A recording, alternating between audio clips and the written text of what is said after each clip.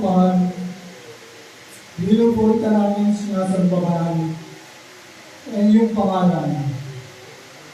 Lord, alam namin, marami kaming pagkukulang sa iyo. Hinihingi kami ng kapatawaran, naninigluhod kami sa iyong kawan, muupo kami. Salamat, Panginoon, sa mga biyayang pinagkaroon mo sa amin. Sa araw-araw at sa mga nagtaang taon. Lord, pinagkakatiwala sa iyo namin ang buhay ng buong pamilya. Pag-iisa po ko, protektahan mo po kami. Pagtubayan mo po kami.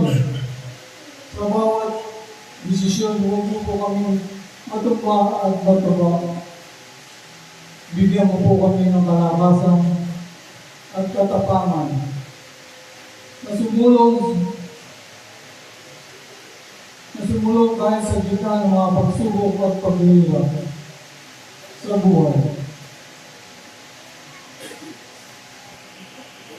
Magbalik ka nawa sa aming Panginoon sa aming mga puso at isipan.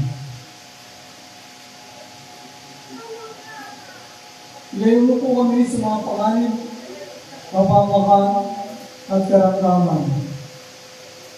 Lalo, karamihan sa amin ay nasa pagkakahapon na. Gabayan mo kami, Lord, bigyan mo po kami ng kalinga. Magpaano yung mga sa bawat isa sa amin. Ang pagmamahalan, pagbibigayan, pagtutulungan, pagkakaisa, at kasalanan.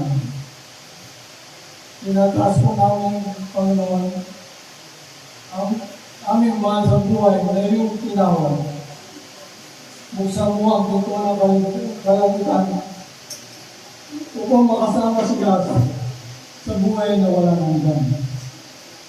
Si Nanay Rose, Tatay Dalisio, Nanay Maria, Isabino, Paulino, Reynaldo, Dylan, Teresita, Vivian, Martin, Siresendo, at kaanang namin mula sa angkang ng mga Molina at Bayani.